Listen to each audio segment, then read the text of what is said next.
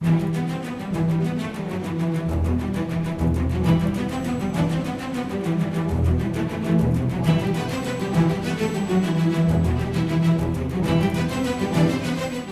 to the Spirit World, answering your questions on angels, demons, and how the spiritual and physical worlds interact.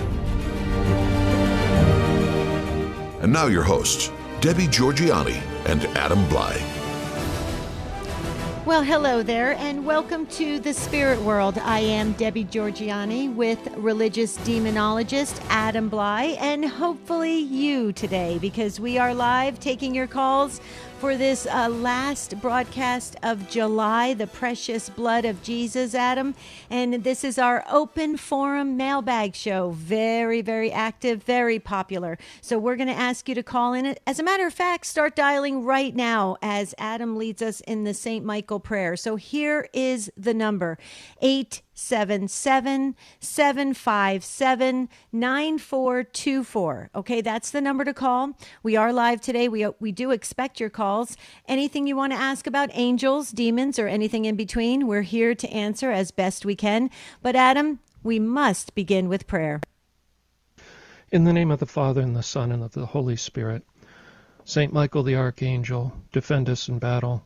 Be our protection against the wickedness and snares of the devil. May God rebuke him, we humbly pray. And do thou, O Prince of the heavenly host, by the power of God, cast into hell Satan and all the evil spirits who prowl about the world, seeking the ruin of souls. Amen. In the name of the Father, and the Son, and the Holy Spirit. Amen. Beautiful. So, Adam, this is a very popular show. It's an open forum mailbag show. So we will weave in the questions that we have gotten over the past couple months. That's right, folks. We're trying to play catch up. We've gotten a lot of emails, and that's wonderful. And we want them to keep coming to us with the questions that you ask. But we're going to try to put them all together in different in a similar category and answer them in a general way. And then we will do future shows, right, Adam? We will do future shows where we will dive deeply into specific areas that you have concerns about, dear listeners. So, but today, please, if you have a question, it's a very friendly experience. You'll love it. We've got Carol and Anna at the phones. Tim is our senior producer. He's supervising everything. And our wonderful producer for this show is Taylor Van Est, and he is doing just a fabulous job making sure that you get a very crystal clear signal. So call us. We're waiting for you. And we're not going to have a teaching, Adam, at the beginning, because I know that the Spirit World followers and listeners, you're kind of used to a small teaching at the beginning of this 1 hour show, and then we go into the calls. But this is a straight open forum, so start calling right now, 877-757-9424. If you prefer to send us an email instead, just send it to TSW, that's the Spirit World, at grnonline.com. You can send an email there, or you can like us on Facebook. We're growing the Facebook family. We're fast approaching 1,000 followers. That's wonderful. And we would love for you to like us on Facebook at the Spirit World Podcast.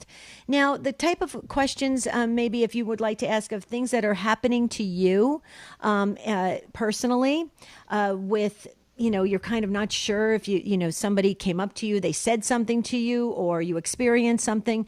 If you would like to share that experience, please call in and ask, share your story and then ask your question.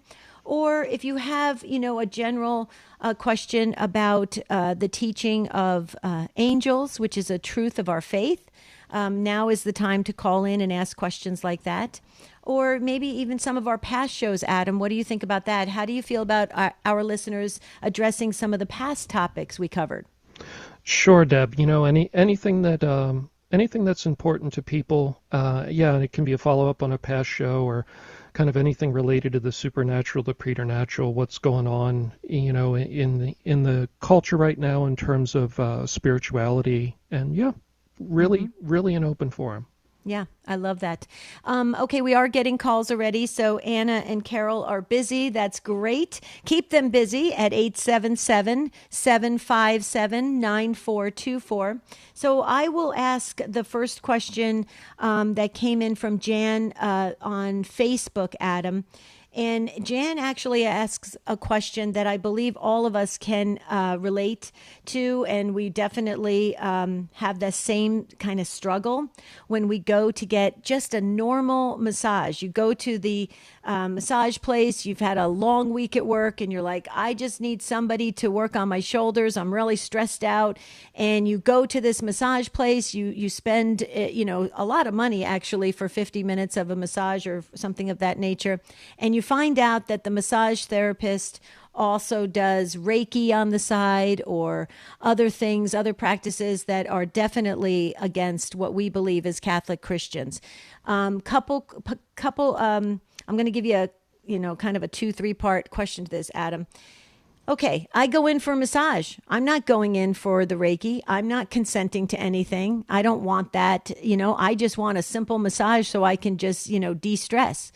Does any of that transfer over to me? Should I not be going to those people? What if they, say they don't practice these other things, and you see, on the walls of the therapy rooms, you see things that are definitely not right. What should we do if we're just trying to go in there for just a normal, basic, general sports massage? Right. So, I hate to be kind of a downer on this, but I think we have to, remember with human nature, if that's part of what the person's doing and that's their worldview and that's kind of their view of their practice, they're going to be inclined to think along those lines and maybe be sensitive to those things. Even if you say, I just want a physical massage, that they're doing these esoteric practices. They're going to be just naturally, because that's what they're used to, they're going to be inclined to try to do those things as they're giving the massage. I think most people, I'm not saying everybody, some people have good internal boundaries and things like that. But, if it was me, I would just avoid it, Deb. If there's indications of any form of energy manipulation is what you want to look for. So it's not necessarily just picking on Reiki or chakras, but certainly those are red flags. If you hear any kind of energy manipulation going on, I would avoid it just to be safe. Okay, but let me ask you this question: what our responsibility to interview or ask the massage therapist what their mindset, intention, their training, their experience? Should we, or do we just? Is it better off we don't even know what they've done in the past? Oh no, it's better to know what they're going to be doing, because if you think about it, and to a large extent, what I've seen in the exorcism world, and I'm not saying you're going to be possessed if you get a massage from the wrong person. I'm just saying when the curtain's pulled back in the world of exorcism, things are played out a little more explicitly and plainly. Legalism is a big deal, and the demons look for consent of the will in order to get the ability to do an effect to a person. So if you're aware that the person's doing esoteric practices, energy manipulation, and you're consenting to that, that's a big deal. And I think the other layer that I would say with that question, Deb, is remember, your body is part of your personhood. Right. From a Christian perspective, a person is a soul and a body created together for each other. They're in union. And so you are submitting part of your personhood to the care of somebody else. Kind of like when you go to your doctor, you're in a sense submitting in obedience to their wisdom and experience and their treatment of your body. And so if you're going to a massage therapist, you're also submitting your body to their authority. And so if I was doing that, I would want to know what they're going to be doing with the authority I'm giving them over my body for that time. You're not giving them full authority, but you are, saying, here's my wounds and my pains, and I'm entrusting you to treat my body and deal with those. So, again, I don't mean to be kind of take an extreme view on this, but I do think it's important. And I am aware of cases where somebody went to a kind of a new agey massage therapist / energy manipulation person and ended up having spiritual problems that required prayer later. Okay, Adam, this is very disturbing, and I'll tell you why. Because Jan brings up a really good point. We have all been there. If you go out there and sign up for any massage, it's, I mean, unless you're going to get a Catholic Christian massage therapist, they've probably been trained in some of these New Age practices. And maybe it's time we only had Catholic massage therapists out there who, hang a shingle that says, I don't practice any of this stuff. Maybe it's time for that. But before that happens, so you're saying that it's best we actually cancel the massage and not go to it. I'm saying if it was me, I wouldn't go to anybody involved in energy manipulation of any kind. I would just purely physical mindset and treatment kind of philosophy is the only thing I would go to. I'm saying for myself. Oh, I get it. I'm very cautious given what I've seen. Well, yeah, and rightly so. You're in the exorcism ministry on a weekly basis. We are not. But my question is like if the person's not consenting to it, let's say a wife buys a massage for their husband because they've had a hard day a hard week at work, and the husband goes to the massage not knowing any of this. Is any of that transferred? It's probably very limited because we need to know what we're consenting to. Okay. But I still, need to know. Okay. Yeah, we need to know, but I'm still saying be cautious. Absolutely. Jan, that was an excellent question. See, these are the kind of questions we're looking for and we can answer for all of us. So this is wonderful. You hear the music. We're going to hit that pause button. When we come back, we'll go right to the phones. So please join us at 877-757-9424. This is our open forum mailbag show here at the Spirit World. Stay with us.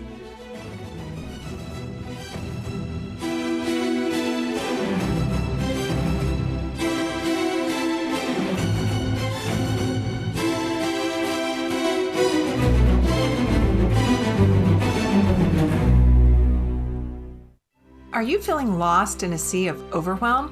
Hi, this is Coach Felicity with Stand Tall Today Coaching Minute.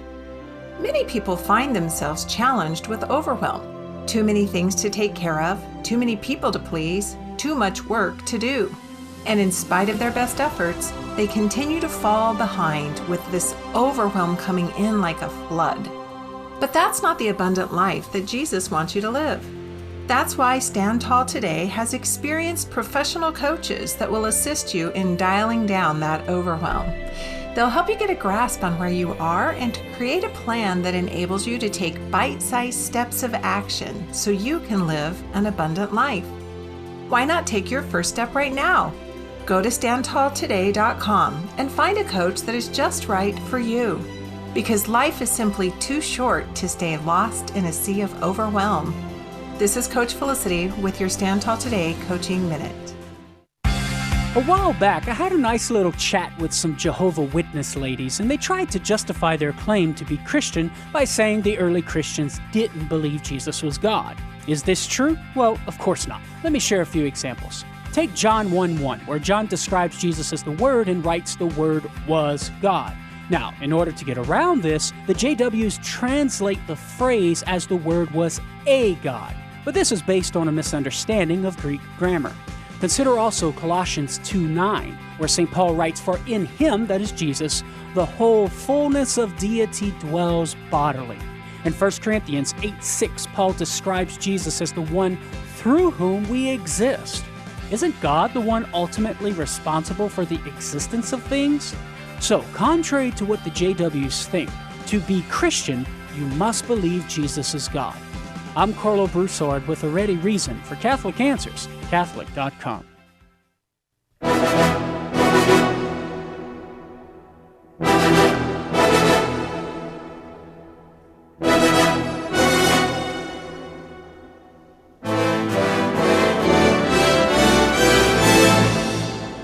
The Spirit World continues with Debbie Georgiani and Adam Blai.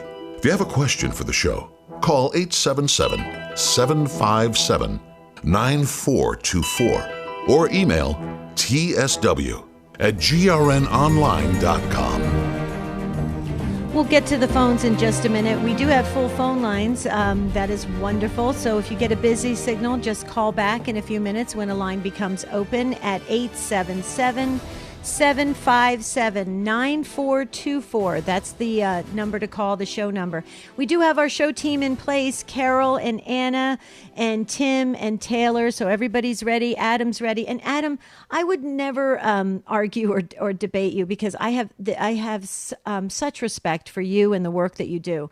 But I will tell you, on the break, I was a little concerned, and I'm so grateful to Jan on this the Spirit World Facebook page asking the question because full disclosure here, Adam, my husband's birthday was the beginning of July, and I bought him a package to go to our local massage place and get because he's been under a lot of stress. Should he go to confession now? What should he do? Because I mean, most likely, if I call up the massage place, I pretty much can bet and that they have had some new age practices or some they teach it or they do something or So what should I do? I just want to make sure I'm in a good my husband's. I didn't want to lead him into anything. Here I was giving him a gift for his birthday. Well, sure. So again, unless he knew they were doing those practices and consented to them, there wouldn't be really a sin at all. As far as he knows, he's just getting a massage, right? A physical massage. Sin requires doing something knowing something is wrong and choosing to do it anyway. That's the definition of a sin, right? So he wasn't doing anything wrong as far as he knew, therefore there's no sin. Right. Okay. But yeah, true. Okay. But Now, then, but I knew that, I'm aware from the work that we do. So then in essence, I sort of led him by buying these, so actually it probably falls on me, if anything. Well, that wasn't your intent though. And yeah. So here's the thing though, let's get this in perspective before we take an extreme position on it really briefly. I know we have to get to calls. Okay. This would be an example of just barely starting to open the door, barely starting to turn the doorknob. It's kind of the very beginning of trouble. It's not that you're going to instantly be in big trouble spiritually. It's kind of like other practices, other superstitions that creep into your life that we know we're not supposed to start relying on because we make them idols and we put our faith in them. Superstitions grow into ritualistic practices where we do something, thinking it has some power, and then eventually to researching those things, and then maybe going to somebody like a psychic or an expert in those things, and eventually it leads down the road to real trouble. So, I'm not saying you're going to instantly have big trouble. It's just that this is kind of like the very beginning of flirting with trouble. That's all. So I don't think we don't need to be too anxious about it, but we just need to be mindful. Right. See, folks, this is how it helps all of us because, we're just trying to live our life, right? We're trying to do, nice things for our loved ones, and we could be, walking into something potentially dangerous. So, yeah. Okay. Wow, this is good. This is good stuff. We're already learning. Well, I'm learning. I hope you are learning as well. But don't forget to like us on Facebook because that's how Jan sent in that wonderful question that I think helped a lot of us today. And that's at the Spirit World Podcast. Okay, so we're going to go first to Joan. Joan is up first in Flemington, New Jersey, and on Domestic Church Radio. Joan, I know your area of New Jersey very well. I grew up in West Caldwell. Welcome, Joan. Okay, thank you very much. I wanted to comment on the previous call about massage therapy, and maybe you already know that in this area, New Age practice is very prevalent, and we have had instances where we've looked into massage, and they'll have, crystals in the front office, etc. You could just comment your thoughts on this, but one thing that we found helpful was to look for a sports massage therapist. They tend to steer clear of the funky stuff a little bit more because they're treating athletes largely. But also we've just asked directly, we've said, do you practice Reiki or do you do whatever sort of therapy is the latest that's out there, and be very direct about saying, you may not do this on me while you're giving massage. Thankfully, we found someone who doesn't do any of that, but I was just wondering your comments on that, because I think it's important that we let the people in the industry know we're not interested in the New Age. We just want a massage, and while it'd be great to seek out a Catholic masseuse, if you can't find one. So Right, I'm just going to right. listen to the comments on that off air. Well, Joan, hold on. Don't go anywhere yet, because this is interesting. What Joan's bringing up is very, very important, Adam, because this idea of getting a sports massage therapist, that's exactly what I got for my husband. Okay. But I just went and looked up their profile online, and they do have training in New Age practices. They have training, but they do not practice it on their clients. So where do you go with the training and what they actually use? Well, you got to get into the details, Deb. So, for instance, if we look into Reiki, and people can go pull up a YouTube video later after the show, type in Reiki initiation. To become a Reiki master, there's a ritual that is done where you verbally say that you want the Reiki spirit connected with you, and then a Reiki master draws symbols in the air over your head, and then takes an oil and draws them on the palms of your hands, lays hands on you. So a person that's been initiated into being a Reiki master has willfully asked a spirit to connect with them.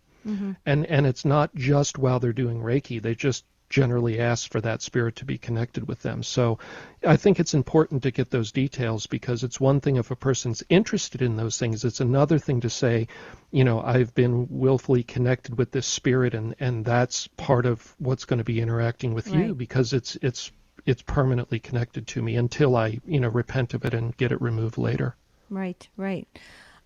Great question, Joan. Thank you so much for bringing it into this discussion. Adam, I say it's time we get our money back from these places and open up a Catholic Christian place that we can just make sure we don't have any of this other stuff going on. So, hey, it could be, somebody may be listening right now, and they could start that in their area, or maybe there are some already that are up and functioning. So let us know about that as well. Okay, Joy is up next in Buffalo, New York, on the Station of the Cross. Hi, Joy. Welcome to the Spirit World. Good morning. Thank you both for what you do. First of all, Debbie, I want to thank you for your lovely program, Take Two. It's helped so many people in more ways than and I'm sure that when you go to heaven, you'll be greeted by many people that said you got them there. And Adam, thank you for your wisdom for helping us navigate the spirit world, because the thing is that, so many people don't believe in the spirit world. They just think that all there is what we touch and see. And I thank you for, you giving up your life to such a wonderful cause. So what I'll say at this point is that, and my question of curiosity is that I was once listening to a program in which one of the exorcists said that one of the people that crucified God was one of the demons embroiled in this person's exorcism. I'm wondering, if a person is damned, can they become a demon, or because it doesn't make sense, but I'm just wondering, out of curiosity, is that possible? And that's my question. Okay, Joy. So, yeah, there's a couple interesting things in there. So, first off, damned people do not become demons. Demons are fallen angels. That's very clear. So, the damned soul, God forbid somebody is damned, we have confidence that Judas is. We don't presume anybody else is. We leave it to the mercy of God. But they don't become demons. The second thing that's in your question that maybe you didn't realize was there is that we want to be really careful about believing any testimony of demons that comes out of exorcisms. Here's why. The only thing they have to tell the truth about is their name, when they entered, how they entered, and when they're leaving. Those are the only questions, at least in the old rite of exorcism, that are explicitly spelled out and are described as legitimate questions. When you move away from that, when you move into a question that is not about basically helping that person. You're stepping out of the church's role and you're just entering into a conversation, or you're entertaining a conversation. Maybe the demon said that without a question. Maybe they just volunteered that information. We can't trust that information. The only thing we can trust is when God compels them to tell the truth, which is in a very limited circumstance. Who are you? When did you enter? How did you enter? And when are you leaving? So I just caution you and everybody else, take a huge grain of salt with anything that demons say, certainly anything they say that's coming out of exorcisms, that's outside of those questions. We just can't trust it. We have to be very, very careful with those things. Joy, any comments? Well, that is wonderful advice because can I ask one last question? Sure. You go right ahead, because your name is Joy and you said such nice comments to both of us that actually made me cry and get very emotional. So yes, Joy, go right ahead. Ask question number 2. God. Oh, okay. My question is that I was in my bedroom one time, and I don't smoke, and, like my house is, and suddenly there was such a strong odor of, like, cigarettes. And then it was like for a few seconds and it disappeared. And I'm wondering, I've heard people say that, sometimes people are given messages from people, either they're okay or they're near them or something. And I'm wondering what, again, your thoughts. Well, that's another great question, Joy. It touches on another area we need to be very careful of. So first off, you want to debunk that and see if it's mundane. Could be the brain. The sense of smell is very close in the brain to where we tend to process memory. So if you were thinking of a person or a person came to mind that used to smoke, your brain could kind of, for a moment, create a false perception of cigarette smoke. So you want to be careful about jumping to the conclusion it's spiritual. Secondly, poor souls in purgatory rarely are allowed by God to petition for prayer. When it's done pretty clearly, through a pretty clear sign or for some saints, a vocalization. So if they're in heaven already, what would be the purpose of God allowing the smell of cigarettes? It's not communicating anything clear to you. What it is, I think, if anything, is a fishing line to see if you'll pursue that, maybe start ghost hunting, maybe ask for another sign or a symbol, and we don't want to do that. We want to just let that go. If it happened once, let it go. Don't pay any attention to it and move on with a healthy spiritual life. Beautiful. Thank you, Joy from Buffalo. Thank you so much for the kind words. You can call us anytime and keep that joy. Okay, you hear the music. When we come back, we'll get to Bill and Lee and Sean and Ann and hopefully you at 877-757-9424. This is our monthly open forum show here at the Spirit World. You got to stay with us.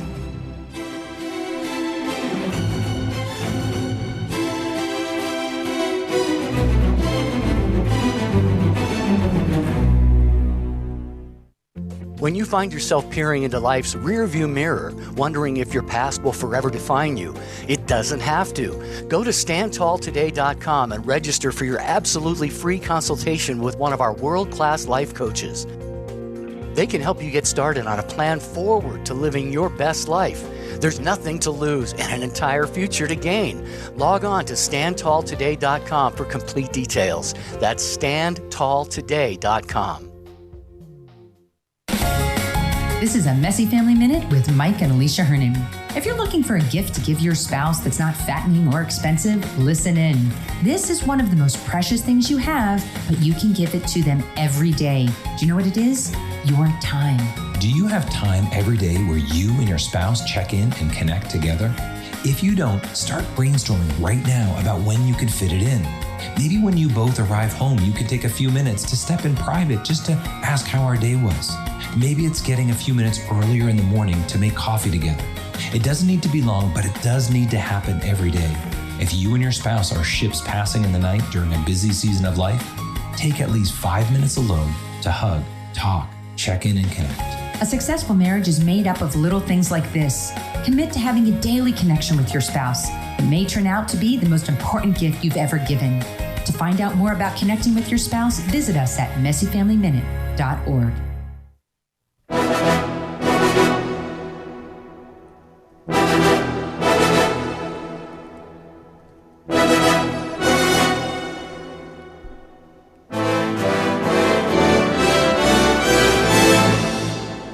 The Spirit World continues with Debbie Georgianni and Adam Bly. If you have a question for the show, call 877-757-9424 or email tsw@grnonline.com. Wow, this show flies. I mean, it is amazing how quick this 1 hour show goes. We're going to try to get to everybody's call and the calls and the comments that are coming in, the emails. Here's the good news, folks. We do have a monthly mailbag open forum show every single month, and we're looking into splitting it up between mailbag and open forum calls because we're getting a lot of calls, and some seem like it's a little bit of a repeat call or comment or question, but it really isn't, because everybody's trying to relate it to what's going on in their own life, and we understand that. So we'll address it many times. And keep going over the same kind of subjects. But why do we do that? We also have brand new listeners each and every time we do this show. So keep that in mind as well. That's why I repeat myself throughout the entire hour. Okay, Adam, we'll get back to the calls if that's okay with you. And let's go to Bill. And Bill is in Charlotte, North Carolina on Sirius XM 130. Hello, Bill. Thank you for waiting and welcome to the Spirit World. Thank you for taking my call. Mm-hmm. Thank you. So go right ahead, sir. My question is, I've recently found out my grandfather was a 32nd degree Mason, and I joined the Catholic Church maybe 10 or 15 years ago, so I'm Catholic now. And I've been hearing about things of generational curses or things that descend from family members that were in Masons. And even as a child in high school, for about 6 months, I participated in Demolay, which is, I guess, the sort of the children's versions of Masonry. I had no idea what it was about at the time. But I was just curious, are there prayers or things I need to do now to sort of remove any curses or lingering effects from that from my grandfather, or even my participation sort of innocently in high school? Sure, Bill. So that's a great question, and it applies to a lot of people out there. So here's the thing. Freemasonry in the family line, we have seen demons claim rights to people through commitments made by Freemasonry ancestors. And we've also seen, claim rights through ancestors by other means. It's not only Freemasonry. But it's very simple to deal with that. And so even in the case of full-blown possession, the worst kind of spiritual situation you can be in, even in that situation, we simply have the person, in their own words, simply say, Jesus, I'm in charge now. I'm in authority over myself. I don't know what my ancestors did, but I reject any commitments they made on my behalf. I don't want any part of it. I only want you, Jesus, in my life.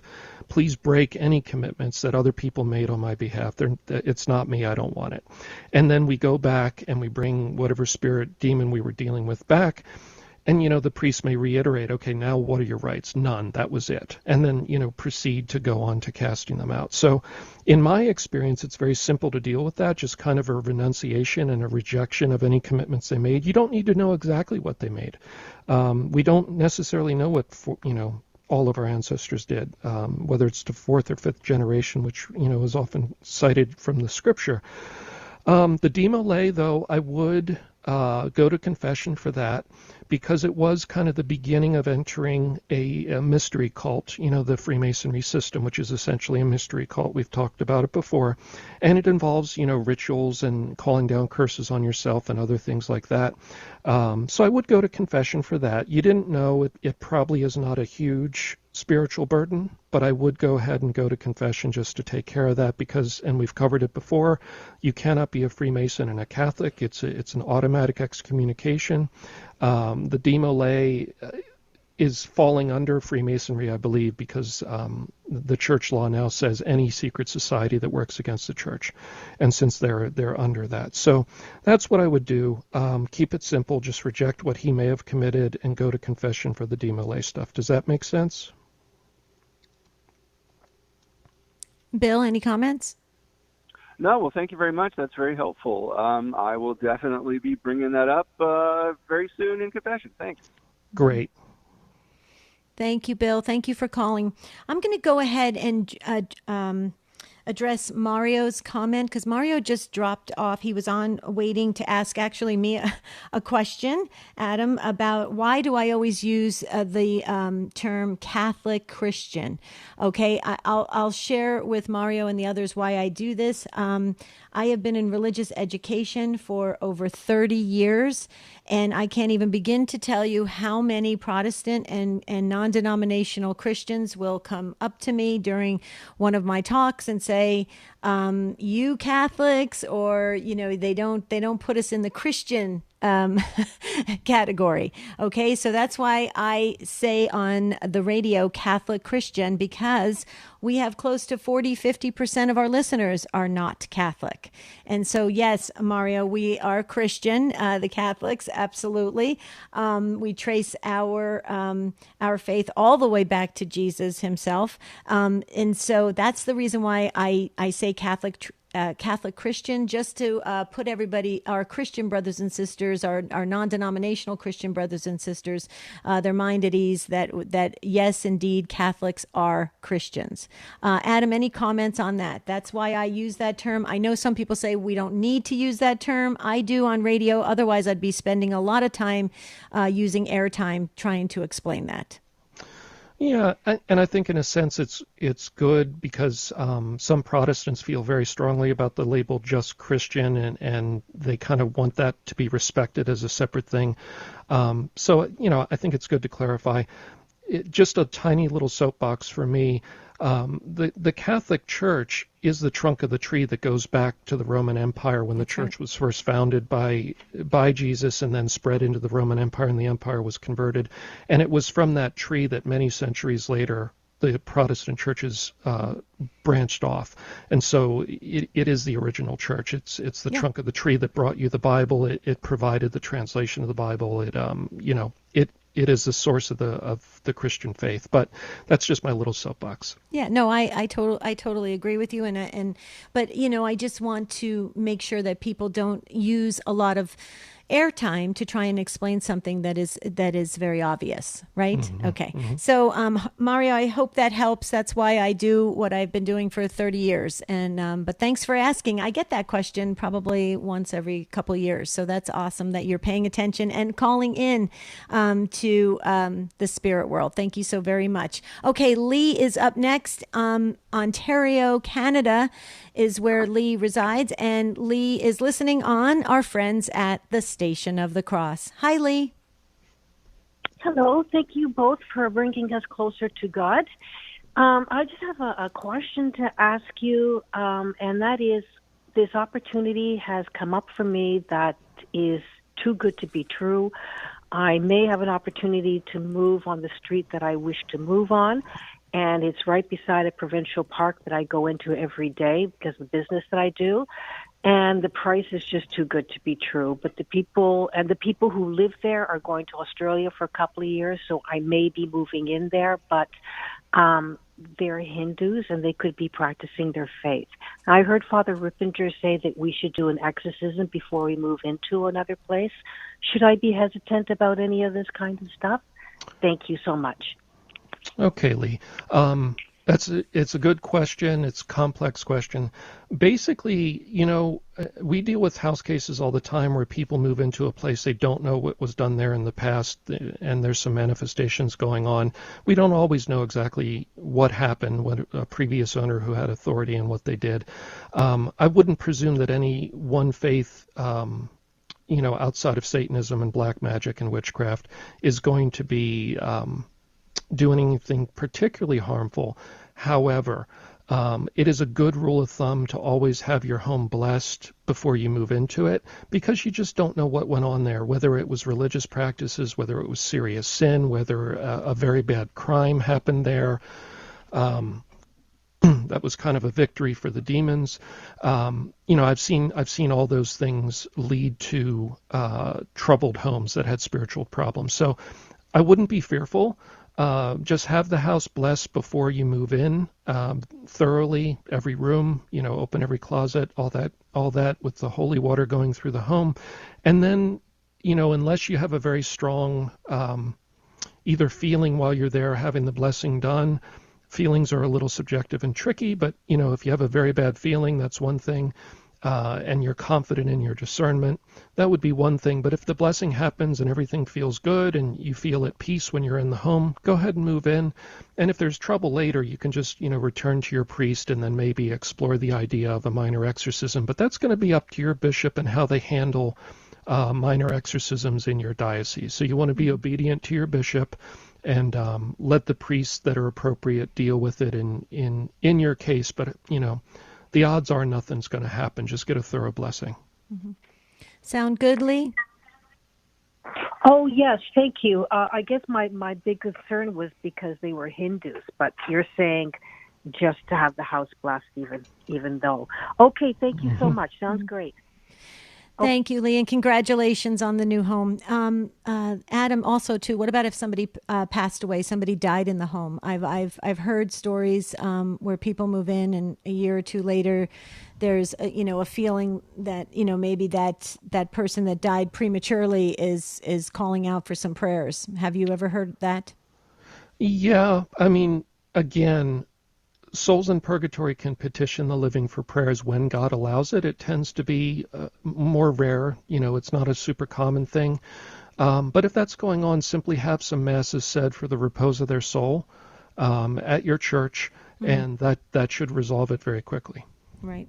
You know what else I would do if I was moving into a home that it had previous owners that we didn't know what faith practices they had or what they believed in? I would, if it were me, I would put a blessed image of the Sacred Heart of Jesus in the home. Also, the Saint Benedict crucifix with the Benedictine blessing. I would definitely have those sacramentals and those images prominently in the home. What do you say to that? Yeah, the enthronement of the Sacred and Immaculate Hearts, in a very real sense, is really giving the home to Jesus and Mary, right, and saying, exactly, this is your home. Spiritually, really, in reality, it's mine, but it's on loan to me by you, God, and this is yours, and I give you dominion over it, and I ask you to protect it. So those enthronements are a beautiful thing. But again, if everything's peaceful, we don't need to necessarily worry about it. Don't be anxious. It's when, there's manifestations and things going on that you can't debunk. We take these steps. But if you want to do the enthronement just because, that's wonderful. It's going to be a spiritual benefit to your life. Right. Right. Because you want to have peace in your home. You're spending the majority of your time, especially sleeping in your home, and you don't want disturbances. So I couldn't agree more. I actually appreciate very much Lee's call and question, because I think it helps all of us, especially as people move around these days. Okay, so we're going to try to pick up the pace a bit and try to get to all the calls coming in. Don't forget, in August, we'll have another open forum show and also a mailbag show as well. So you can always send your email in to tsw@grnonline.com. That's how you send us an email for a future show. Okay, Sean is up next in Buffalo, New York, also on the Station of the Cross. Okay. Welcome, Sean. Oh, thank you very much for taking my call. I just had a question. It was on, my family's all Catholic and that, but my grandparent it was it's called like a Rife machine. Is something like with frequency healings and stuff. What you could do would be you'd put your signature or a picture, something on it. I know I'm going fast, but apparently it would help with if you had a cold or fever. It will just anything in particular. That was the whole thing around it, and it kind of sounds a little odd. This machine was probably from the 60s, and it was basically one of the stories that I heard was my grandma was you could maybe take a picture, a signature of my aunt, and she would use it, and she said, like, how's your sinus infection? And she was like, how did you know I had a sinus infection? Mm-hmm. So it sounds kind of, weird. And Yep. so Yep. I wonder if that's like just not a good idea. Yeah, it's certainly not a good idea, Sean. So I'm not an expert on that machine. I'm aware of it. I've encountered people that use that in their practice, and I heard, there's a lot of like unofficial purporting that it cures cancer and things like that to draw people into using them. They're very expensive, and they often get people that are desperate with medical conditions that aren't responding to treatment to go to kind of new age practitioners. I would stay away from it, especially, the clues right there in what you said. There's a form of like divination going on, like knowledge of hidden things going on with her knowing about the sinus infection, that kind of stuff. So yeah, I would stay away from it.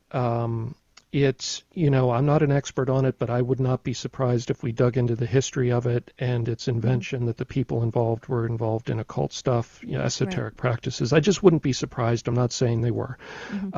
But it evolves into some very disturbing kind of divination-related stuff. So yeah, I would just stay away from it. And I'm familiar actually with the type of machine you're talking about, Sean. Are you Catholic, Sean?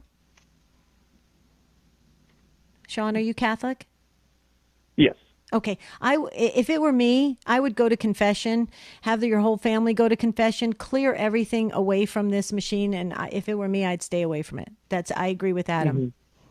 Yeah, I felt like that was it was a weird thing. I never was using it, but, that was kind of always like in the background, so to speak. So yeah, Yeah.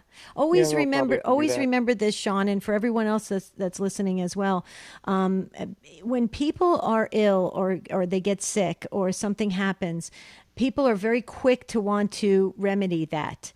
They want to heal fast. And so things become very attractive very quickly to heal anything that goes wrong. So always remember that. And I think, Adam, I think you would agree with me on this.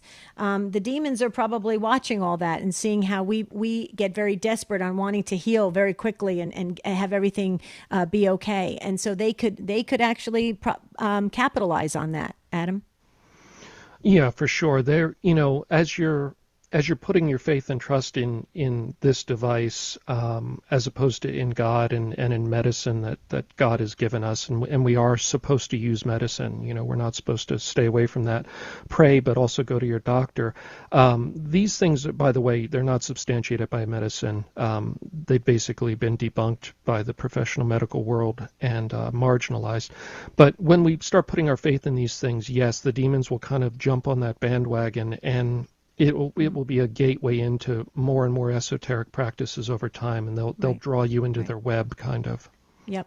Great questions, Sean. Thank you so much. God bless you. Have a beautiful weekend, and call us again, please. Great questions. Ann is up next Thank you. Ann is up next in Cincinnati, Ohio, on Sacred Heart Radio. Hi, Ann. Thanks for waiting, and welcome.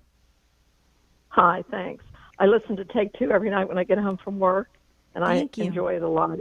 Even if the topic doesn't apply to me, I always get something out of it. My question is, I am a revert. My husband passed away, and I was able to go back to church because he had been married before and never got his marriage annulled.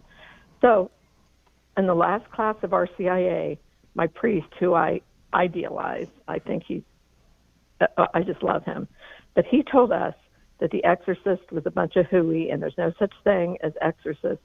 And my jaw dropped because I know that he knows that's not true. I know that's not true. Why would he say such a thing to a whole class, that there's no such thing as exorcists? I know there's exorcist priests. I know there's a need for exorcism. So why would he say that? Well, Anne, I don't know, because I don't know him. So, I can tell you, though, it is the consistent teaching of the church that exorcism is real. It's in canon law. There is a rite of exorcism published by the church. There's a new rite published by the USCCB here in this country, and there are hundreds of exorcists even just in this country.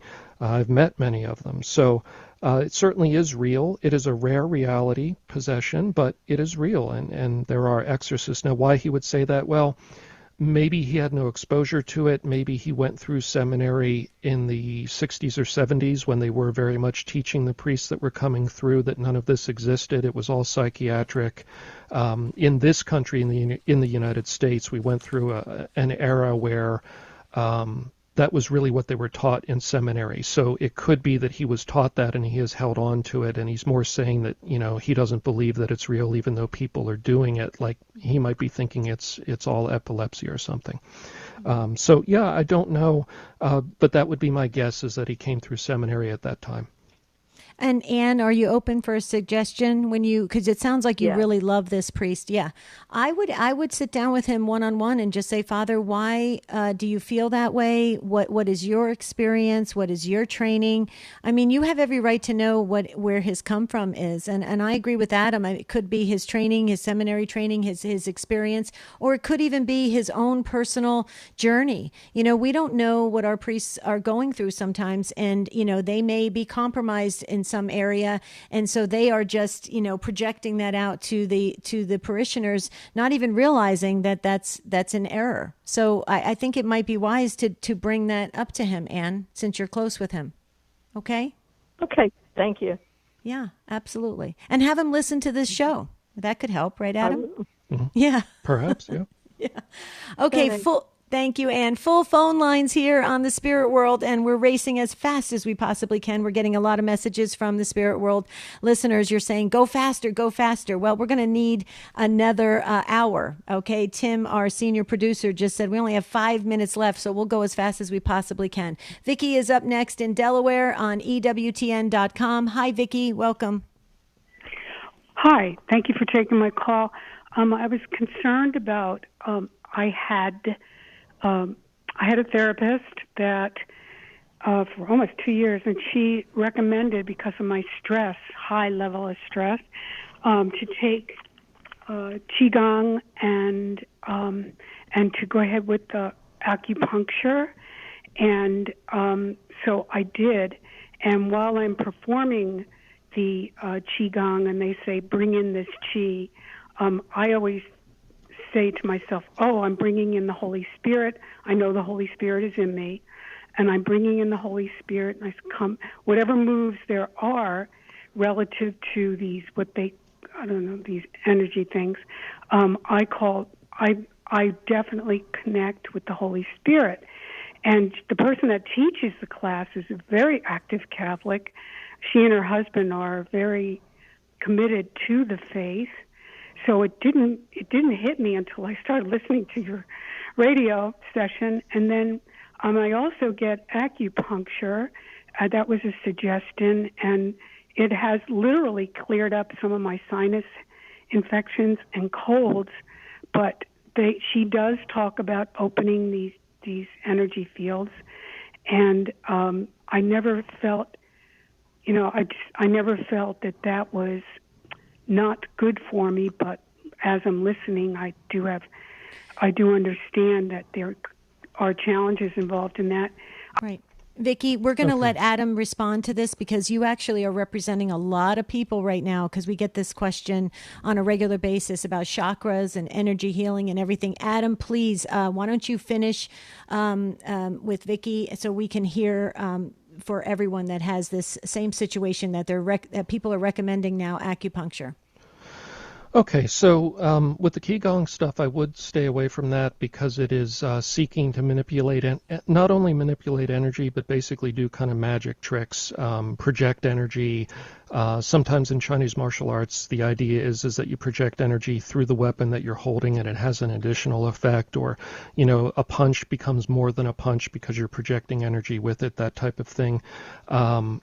You want to stay away from that, and I've actually had a case many years ago of somebody who was practicing Chinese martial arts sword work in addition to the hand and foot stuff, and they ended up with a lot of trouble, and it ended up being the sword they were using with this kind of energy work and practicing the martial art for years was the thing in the house that was causing the infestation and the trouble, and when it was removed is when everything stopped. So you basically be careful. Acupuncture, you also need to be very careful of. There's a limited part of it, I think, that Western medicine has found does work, maybe by accident, meaning this idea of meridians and channels of energy through the body. Science does not find that, but certainly we have a nervous system, and sometimes when we poke nerves, it has an effect. So basically, be very careful with that. Maybe check in with your doctor before doing it.